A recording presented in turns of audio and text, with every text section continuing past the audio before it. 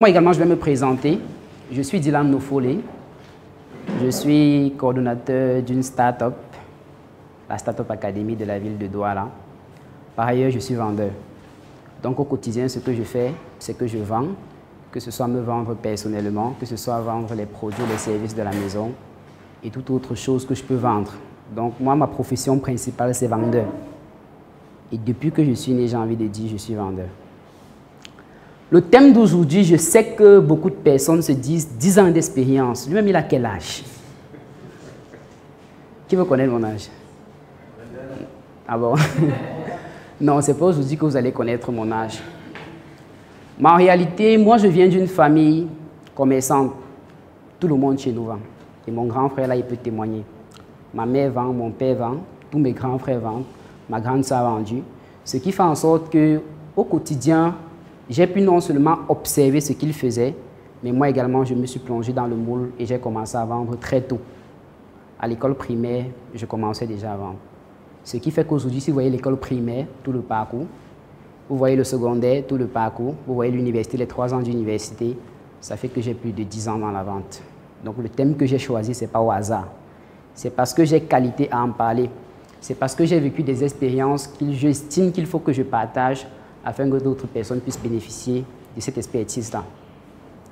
La présentation d'aujourd'hui sera principalement sur 3 parties. Dans la première partie, je vais partager mon expérience dans le domaine de la vente sur le plan du terrain, c'est-à-dire la vente B2B, face à face. Dans la seconde partie, je vais parler de la vente en ligne, et là on pourra peut-être aborder les e-commerçants qui sont dans la place.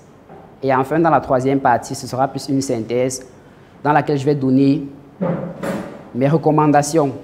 Je vais donner ce que j'ai eu à faire comme observation et ce que moi je recommande à quelqu'un qui veut se lancer, quelqu'un qui s'est déjà lancé, qui rencontre des difficultés, afin de lui permettre de mieux avancer. Donc on va commencer sans plus tarder avec la première partie. Comme je vous disais, je viens d'une famille commerçante. Et moi, très tôt, j'ai commencé à vendre, depuis l'école primaire, du moins sur le coût moyen. Ce qui fait en sorte que dans mes débuts, j'ai été amené à faire de la vente sur le terrain. Et dans une première phase, c'était la vente ambulante. Est-ce qu'il y a des vendeurs ambulants sur le terrain?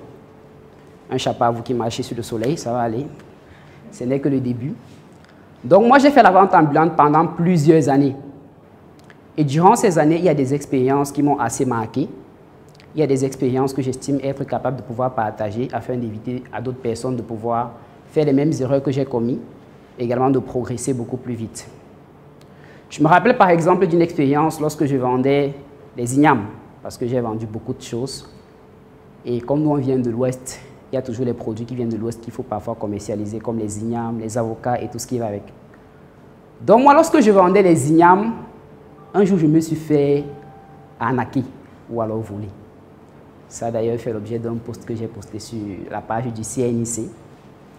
Donc ce jour, comme à l'accoutumée, je fais mon parcours normal dans la ville de Bertois. Je me lève le matin avec mon plateau, je me balade. Et arrivé dans un bar, le bar est à l'entrée des brasseries, pour ceux qui connaissent Bertois à Banvélé, je vois un monsieur sur une table avec 2 dames. Les dames étaient en train de causer entre elles et le monsieur était d'un côté, du moins, il était toujours sur la table.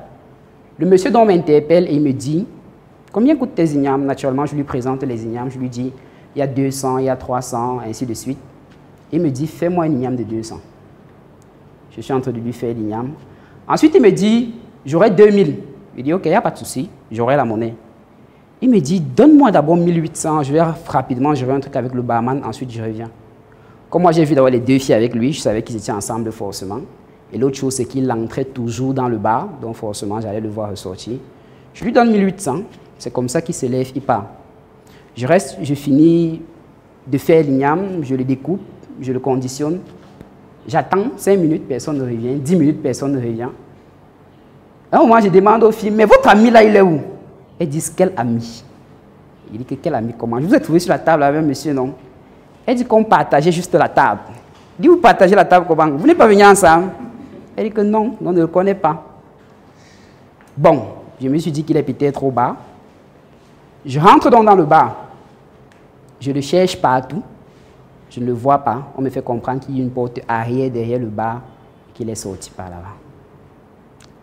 Ça ne représente peut-être rien pour vous, mais pour quelqu'un qui est ambulant et qui a un capital de moins de 5 000 francs CFA, se faire arnaquer 1 800, c'est beaucoup d'argent. Ce jour, j'ai beaucoup stressé. J'ai même arrêté de vendre. Je suis rentré chez moi. Je me suis d'abord reposé. Le temps de baisser la température. Et ce n'est que le lendemain que j'ai pu continuer. La leçon que moi je tire de cette expérience, c'est qu'il faut être extrêmement vigilant, être sur vos gardes, car en réalité, les clients sont de potentiels arnaqueurs.